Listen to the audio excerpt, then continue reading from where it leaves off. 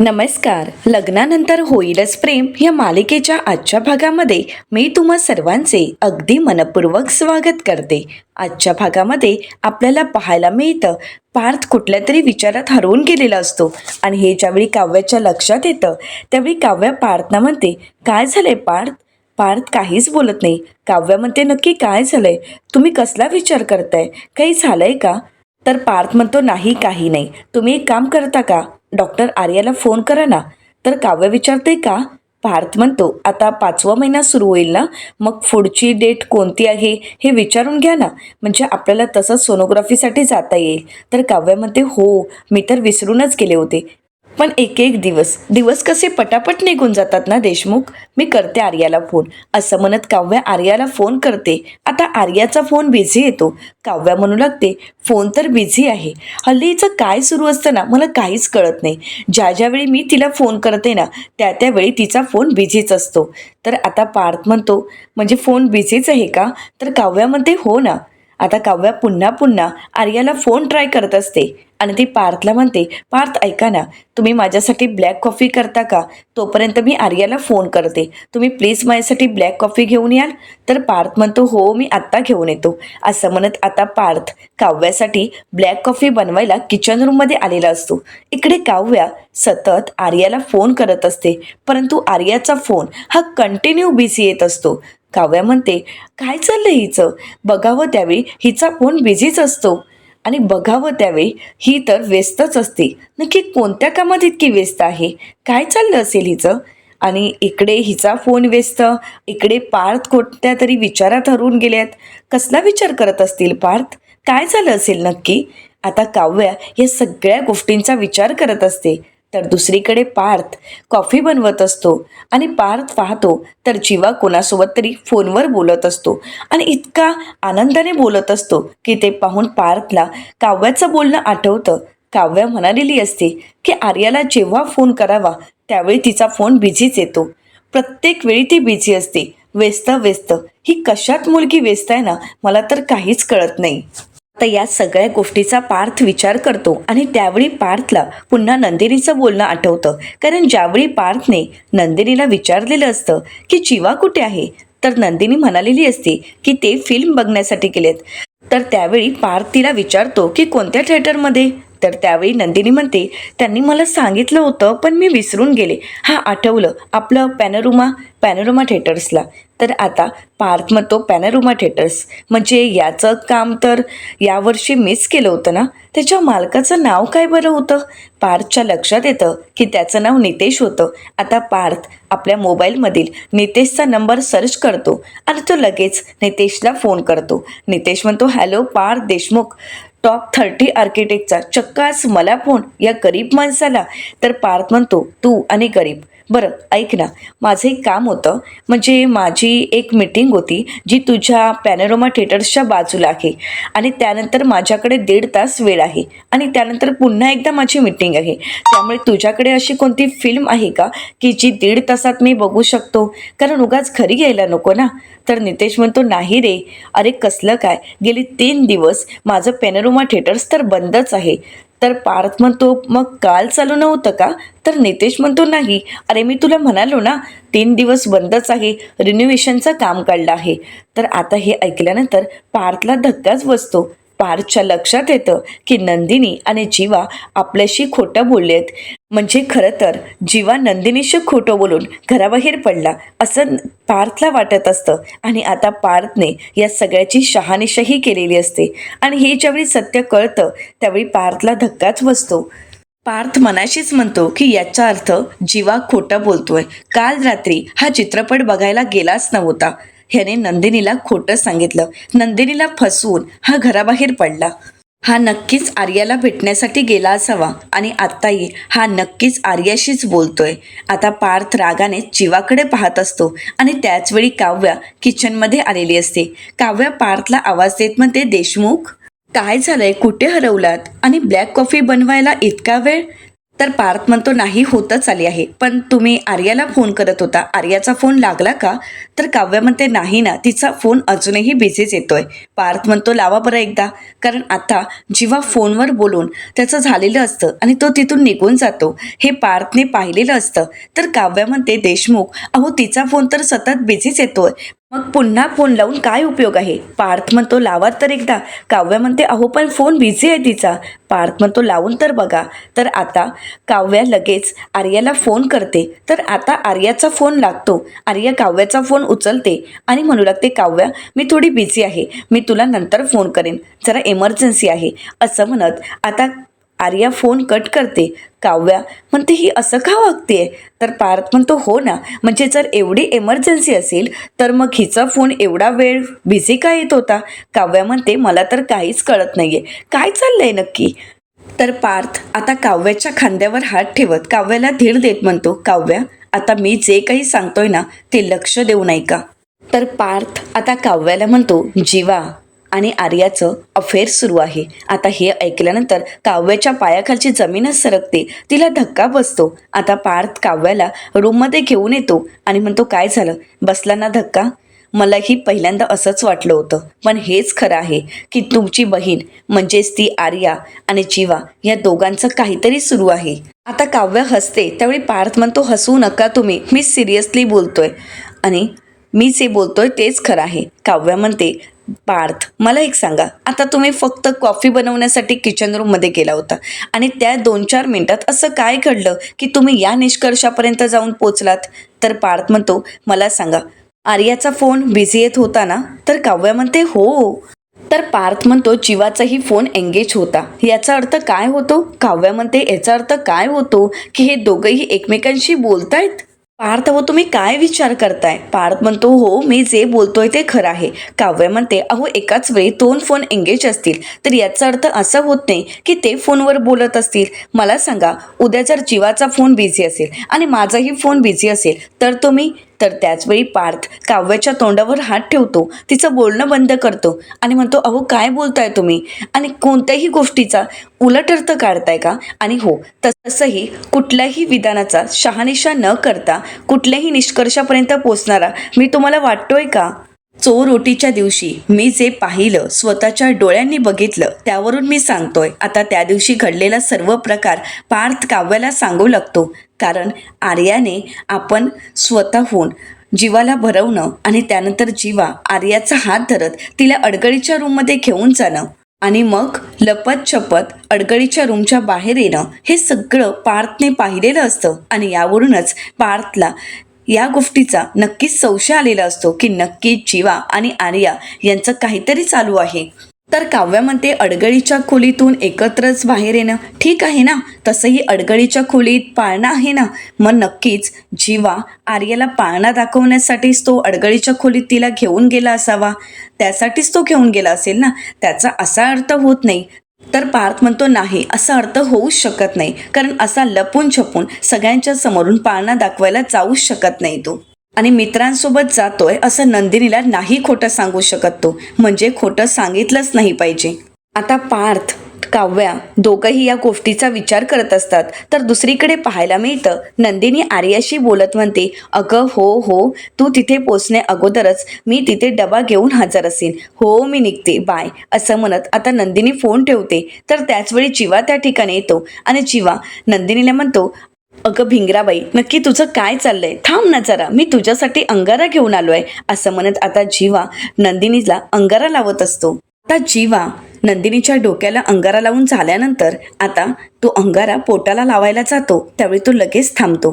तर नंदिनी म्हणते जीवा it's okay, काही हरकत नाही, अहो तसंही आपलं बाळ इथे वाढत नसलं म्हणून काय झालं, परंतु कुठेतरी वाढतच आहे ना, त्यामुळे लावा तुम्ही अंगारा. आता जीवा खुश होतो आणि नंदिनीच्या पोटालाही अंगारा लावतो. तर त्यानंतर जीवा नंदिनीला विचारतो बाय द वे तू नक्की कुठे निघाली आहेस? तर नंदिनी म्हणते मी आता आर्या मॅडमसाठी डबा घेऊन जाते, म्हणजे आता आर्याचाच फोन आला होता आणि लागोपाठ तिला सर्जरी आहेत, मग मी तिला म्हटलं मी तुझ्यासाठी डबा घेऊन येते, अगोदर तू लंच करून घे आणि त्यानंतरच सर्जरीसाठी जा.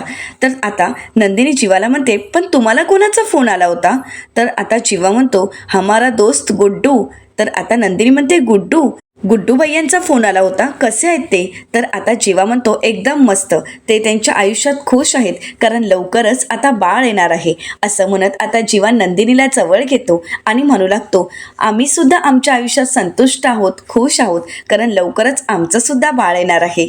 असं म्हणत जीवा आता हे सगळं काही गुड्डूच्या भाषेत बोलत असतो. नंदिनी हात जोडत म्हणते, बरं झालं देवा, तुम्ही गुड्डू दादांसोबत नाही आहात. जर तुम्ही त्यांच्यासोबत असताना तर मला रोज हेच ऐकावं लागलं असतं. बरं, आता मी निघते. अगोदर मला टिफिन घ्यावा लागेल. आता मी आनंद निवासला जातच आहे, तर जाता जाता मी आर्यासाठी डबा घेऊन जाते, म्हणजे तिला सुद्धा वेळेत खाता येईल.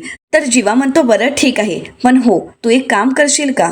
तू आर्याला कंपनी देशील का? म्हणजे तिच्यासोबत तू सुद्धा थोडं खाऊन घे.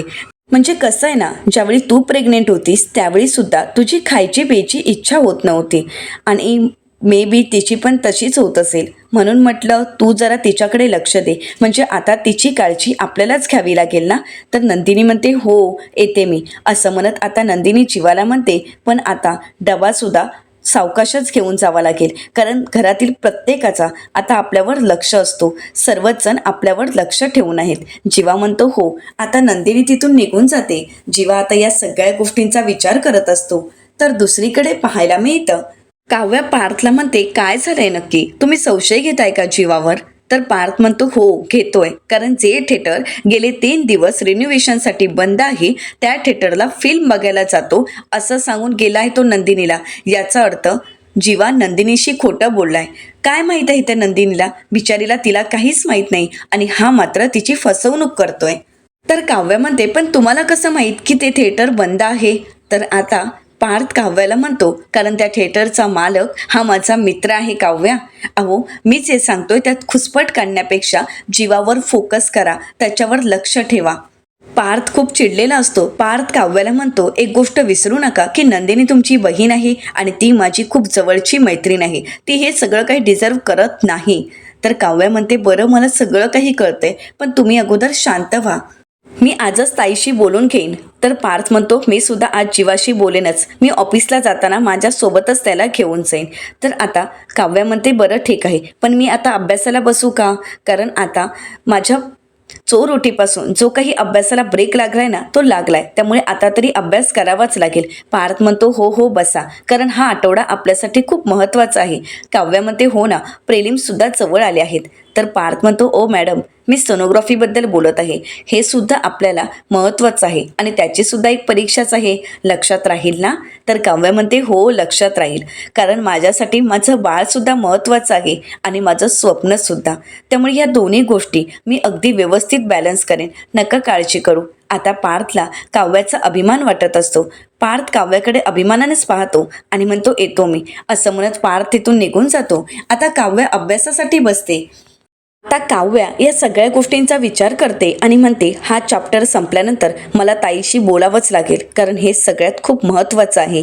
तर दुसरीकडे पाहायला मिळतं, इथे रम्या आणि विजय नूडल्स खात असतात आणि रम्या विजयला म्हणते, खरं सांगू का, बाहेर असा छान थंडगार पाऊस पडला ना की मला गरमागरम नूडल्स खायला खरंच खूप आवडतात. छान झाले आहेत ना? तर विजय म्हणतो, हो खरंच खूप छान झालेत. असं म्हणत दोघंही नूडल्स एन्जॉय करत असतात. तर त्याचवेळी वसू आत्या येतात. तर रम्या वसू आत्यांना म्हणते, आई एक हे घे, छान गरमागरम नूडल्स आहेत, एक चमचा खाऊन घे. वसू आत्या म्हणतात, काय हे कसले नूडल्स खात बसलीस? किती गुंता झालाय तो. अगं या गुंत्यापेक्षा घरचा गुंता सोडव. तर आता विजय आणि रम्या वसू आत्यांकडे पाहतात आणि हसू लागतात. वसू आत्या म्हणतात, काय झालं, हसताय का? तर आता विजय वसू आत्यांना म्हणतो, नाही जमलं, मुद्द्यावर या. वसू आत्या म्हणतात, मुद्द्यावर येऊ का? तर विजय म्हणतो की हो, मुद्द्यावरच या. वसू आत्या म्हणतात, हो ना, मग हे बघा. असं म्हणत वसू आत्या आता एक फोटो दाखवतात आणि म्हणतात, हा फोटो नंदिनी डबा भरत असताना मी तिचा काढला आहे आणि मी तिला डबा भरत असताना पाहिला आहे आणि म्हणूनच हा फोटो काढला. तर विजय म्हणतो, म्हणून काढलाय का फोटो? बरं ठीक आहे. वसू आत्या म्हणतात, बरं ठीक आहे का? आता विक्रमने माझ्या रम्याच्या कानाखाली मारलं होतं ना, मग आता बघ, हा फोटो मी सगळ्यांना दाखवणार आणि नंदिनीचं पितळ उघड पाडणार आणि सगळ्यांना दाखवणार की ही नंदिनी किती खोटं बोलते आणि किती खोट्या पद्धतीने वागते. तर आता विजय म्हणतो, हो का? मला पुन्हा एकदा तो फोटो दाखवा बरं, असं म्हणत विजय आता वसुआत्यांच्या हातून मोबाईल घेतो आणि तो फोटो पाहतो. आता फोटो साधा सरळ सिंपल असतो की फक्त नंदिनी टिफिन भरत असते. विजय आता रम्याला म्हणतो, मागच्या वेळी कुठल्या गालावर मारलं होतं? रम्या म्हणते ह्या. तर विजय म्हणतो, मग आता दुसऱ्या गालावर तसाच एक मार खायला तयार राहा. वसुआत्या म्हणतात काय? तर विजय म्हणतो की हो. तर आता रम्या म्हणू लागते, आई अगं खरंच मला मार खाण्याची वेळ तू आणणारच आहेस. अगं तुला कळतंय का? अगं हा फक्त साधा सरळ फोटो आहे की ज्यामध्ये नंदिनी टिफिन भरते, बाकी त्यात काय आहे? वसुआत्या म्हणतात, अगं हाच फोटो सगळ्यात महत्त्वाचा आहे, कारण नंदिनी टिफिन भरते हे मी पाहिलं आहे आणि हा टिफिन ती आर्यासाठी भरते हे मला माहीत आहे. तर आता विजय म्हणतो, तसं तिथे लिहिलंय का? वसुआत्या म्हणतात, लिहिलं नाहीये, पण मला माहिती आहे ना, मी सांगतेय. तर विजय म्हणतो, तुम्ही सांगून काही लोणचं घालायचं आहे का तिथे? अहो म्हणजे तुम्ही सांगून तुमच्यावर कोणी विश्वास ठेवणार आहे का? किंवा आपल्या कोणावर घरचे कोणी विश्वास ठेवणार आहेत का? अहो या फोटोत एवढंच दिसतंय की नंदिनी डबा भरते आणि नंदिनी डबा भरते त्यात काय प्रॉब्लेम आहे सांगा बरं? आणि तिथे लिहिलंय का ती कोणासाठी डबा भरते? नाही ना. असं म्हणत आता विजय रम्याला विचारतो, नक्की यांनीच केलं होतं ना नंदिनीचं किडनॅपिंग? वसुआत्या म्हणतात, विजयराव बरं ठीक आहे, तुम्हाला हा फोटो मान्य नाहीये, मग आता आपण काय करायचंय सांगा बरं? तर रम्या म्हणते, आई अगं 16 डिसेंबर विसरली आहेस का तू? अगं एक एक पुरावे गोळा करायचे आहेत. जेवढे पुरावे हाती लागतील ते सगळे पुरावे अगोदर एकत्र करायचेत. हे बघ आई, ती आर्या काय फक्त नंदिनीचीच डॉक्टर नाहीये, तर काव्याची सुद्धा डॉक्टर आहे. म्हणून या सगळ्यात पार्थला तिच्या आजूबाजूला गुदमरताना किंवा तिच्या आजूबाजूला फिरताना मी कधीच पाहिलं नाही. पण नंदिनी आणि जीवा सतत तिच्या आजूबाजूला का असतात, सतत तिच्या अवतीभोवती का फिरत असतात, याचं अगोदर उत्तर शोधून काढायला हवं. हे सगळं काही काय चालू आहे या सगळ्याचा शोध घ्यायला हवा. वसुआत्या म्हणतात, अगदी बरोबर बोलतेस तू. रम्या म्हणते हो, आणि त्यातूनच मग आपल्याला हळूहळू सगळे पुरावे मिळत जातील. आता रम्या, वसुआत्या आणि विजय या सगळ्याचे पुरावे शोधायचं ठरवतात. तर दुसरीकडे नंदिनी आर्यासाठी डबा घेऊन आलेली असते. आता ती आर्यासाठी ताट वाढून देते. तर त्यावेळी ती आर्याला म्हणते, हे घे नाचणीची भाकरी. आर्या म्हणते, अगं हे किती जेवण आहे, मला एवढं जेवण नाही जाणार. नंदिनी म्हणते, या सगळ्यामध्ये विटामिन आहेत. यामध्ये विटामिन ए, यामध्ये बी आणि याच्यातून तर सी विटामिन. हे सगळं महत्त्वाचं आहे तुझ्यासाठी. तर आर्या म्हणते, हो का? पण नंदिनी मॅडम तुम्ही विसरलात का, मी सुद्धा एक डॉक्टर आहे आणि असं ज्ञान मी माझ्या पेशंटला दररोज देत असते. तर नंदिनी म्हणते, हो मला माहीत आहे आर्या मॅडम की तुम्ही डॉक्टर आहात, परंतु आता तुम्ही माझ्या बाळाच्या होणाऱ्या आई आहात, त्यामुळे तुम्ही माझ्यासाठी आता पेशंट आहात. असं म्हणत आता नंदिनी आर्याला म्हणते, नाही नाही हे सगळं काही तुला खावं लागेल. आर्या म्हणते, नाही नंदिनी, अगं एवढं जेवण नाही जाणार, कारण सकाळीच माझा हेवी ब्रेकफास्ट झाला होता. तर नंदिनी म्हणते, हेवी ब्रेकफास्ट नक्की काय खाल्लं होतं तू? तर त्यावेळी आर्या म्हणते, तरीवाली मिसळ आणि पाव. आता हे ऐकताच नंदिनी म्हणते, काय तू आज तरीवाली मिसळ पाव खाल्लास?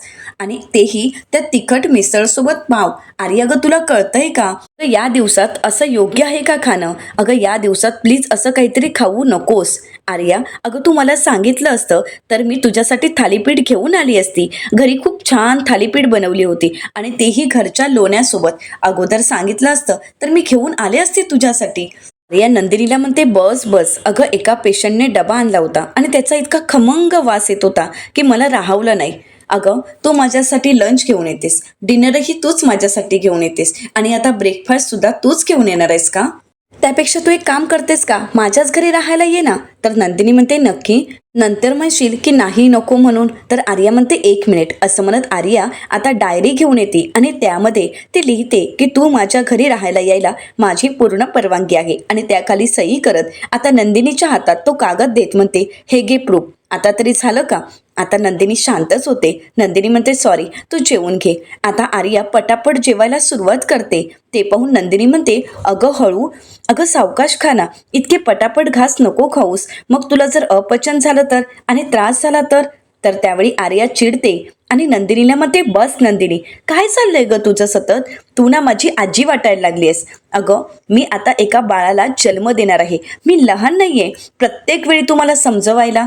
सतत तुझं लेक्चर चालू असतं, त्यापेक्षा तो जीवा येतो ना त्यावेळी खरंच खूप बरं असतं. जन्मी जे येतो त्यावेळी मला खरंच खूप बरं वाटतं, कारण ज्यावेळी तो येतो ना त्यावेळी तो अशी लेक्चर तरी देत नाही. मला जे हवं जितकं हवं तेवढंच खायला देतो. आणि त्यापेक्षाही महत्त्वाचं म्हणजे आमच्या दोघांच्या इतक्या गप्पा रंगतात ना की कधी माझं ताटातलं जेवण संपतं ना हे माझं मलाही कळत नाही. पण तुझं मात्र वेगळंच आहे ग नंदिनी, असं म्हणत आर्या नंदिनीवर खूप चिडलेली असते. आणि या सगळ्या गोष्टीचा नंदिनीला खूप त्रास होतो, तिला खूप वाईट वाटतं. नंदिनी म्हणते सॉरी, तू जेव, असं म्हणत नंदिनी आता टिफिन पॅक करते आणि घरी जायला निघालेली असते. परंतु त्याच वेळी आर्याच्या फोनचा अलाराम होतो आणि त्यावेळी नंदिनी तिला म्हणते आय थिंक तुझ्या गोळ्यांचा टायमिंग झालाय ना. तर आर्या तिच्याकडे पाहताच नंदिनी सॉरी असं बोलते आणि तिथून निघून जाते. तर आता नंदिनीने तर विटामिनच्या गोळ्यांची आठवण केलेली असते, परंतु हे सगळं काही खोटं असतं. खरं तर आर्या दुसऱ्याच गोळ्या घेत असते. आर्या म्हणते खरं तर अगोदर हा अलाराम बंद करायला हवा, आणि तसंही आता बाळामुळे त्या गोळ्याही मला घेता येत नाहीये आणि त्या पिल्स घेता येत नाही, म्हणून माझी अशी चिडचिड होतीये. आता आर्या विचार करते आणि म्हणते खरंच मी खूप चिडली असेल का नंदिनीवर. प्लीज देवा, आज काहीही झालं तरी जन्मेजय माझ्यासाठी डबा घेऊन येऊ देत, असं म्हणत आता आर्या मोबाईलमधला प्रोफाईल फोटो पाहते. कारण आर्याने तिच्यासोबत जीवाचा फोटो ठेवलेला असतो आणि तो फोटो पाहिल्यानंतर ती रिलॅक्स होते, शांत होते आणि खुशही होते. तर दुसरीकडे पाहायला मिळतं पार्थ जीवाला स्वतःसोबतच ऑफिसला घेऊन आलेला असतो. जीवा म्हणतो बरं झालं पोचलो बाबा एकदाचे ऑफिसपर्यंत, मला वाटलं होतं की आज ऑफिसला पोहत पोहतच यावं लागेल. आता जीवा गाडीतून खाली उतरणार, परंतु दरवाजा काही ओपन होत नसतं. तर त्यावेळी पार्थ त्याला म्हणतो एक मिनिट, मला तुझ्याशी काहीतरी बोलायचं आहे. तर दुसरीकडे नंदिनी आता टिफिन घेऊन घरी आलेली असते. नंदिनी पाहते तर हॉलमध्ये कोणीच नसतं. नंदिनी लपत छपत तो टिफिनचा बॉक्स आता किचनमध्ये घेऊन येते आणि सगळ्यांच्या नकळतच ती आता तो टिफिन ओट्यावर ठेवते आणि त्यानंतर नंदिनी तिचं काम करत असते. परंतु त्याच वेळी तिथे काव्य आलेली असते. काव्य नंदिनीच्या खांद्यावर हात ठेवते. त्यावेळी मात्र नंदिनी दचकते. काव्य म्हणते काय ग, दबक्या पावलांनी आलीस आणि आता अशी दचकतेस, काय झालंय नक्की. नंदिनी म्हणते अगं कुठे काय. तर काव्य म्हणते बरं ठीक आहे, पावसा पाण्याची आली आहेस, मी कॉफी बनवते, दोघेही कॉफी पिऊयात. नंदिनी म्हणते बरं ठीक आहे. आता आर्या कॉफी बनवायला घेते आणि नंदिनीला प्रश्न करत म्हणते ताई, जीवा तुझ्याकडे लक्ष देतोय ना, आणि तुझंही लक्ष आहे ना जीवावर. आता काव्याचे हे प्रश्न ऐकून नंदिनी शांतच होते. तर दुसरीकडे जीवा पार्थला विचारतो काय बोलायचं आहे. तर त्यावेळी पार्थ स्पष्टपणे जीवाला विचारतो की तुझं आणि आर्याचं काही सुरू आहे का. आता पार्थचा हा प्रश्न ऐकल्यानंतर जीवाला धक्काच बसतो. तर येणाऱ्या पुढील भागामध्ये आपल्याला पाहायला मिळतं नंदिनी काव्याला म्हणते नाही काव्या, जीवा माझ्यापासून काहीही लपवत नाहीयेत आणि माझा त्यांच्यावर पूर्ण विश्वास आहे. तर काव्या म्हणते असेल, परंतु मला आणि पार्थना असं वाटतंय की जीवा तुझ्यापासून काहीतरी लपवतोय आणि ते सुद्धा आर्याबद्दल आहे. आता हे ऐकून नंदिनीला धक्काच बसतो. तर दुसरीकडे पार्थ भिजून आलेला असतो आणि म्हणूनच काव्या पार्थची केस पुसून देत असते. तर त्यावेळी पार्थ म्हणतो पिस्कारलेली मांजर ज्यावेळी माझी अशी काळजी घेते ना त्यावेळी काय भारी वाटतं म्हणून सांगू. परंतु त्या ठिकाणी काव्या नाही तर रम्या आलेली असते. तर पुढे पार्थ म्हणतो यापुढे ना मी कोणाचकडून केसा पुसून घेणार नाही. परंतु त्यावेळी मात्र तिथे काव्य आलेली असते आणि काव्याने पार्थचं हेच बोलणं ऐकलेलं असतं. आता काव्याला या सगळ्याने धक्का बसेल का, काव्याचा पार्थवरचा विश्वास उडेल का, की काव्या आता रम्याचीच कान उघडणी करेल, हे पाहणं अतिशय रंजक ठरणार आहे. मित्रांनो, अशाच मालिकांचे नवनवीन अपडेट पाहण्यासाठी चॅनलला नक्कीच सबस्क्राईब करा. आजचा व्हिडिओ पाहिल्याबद्दल तुम्हा सर्वांचे अगदी मनपूर्वक धन्यवाद.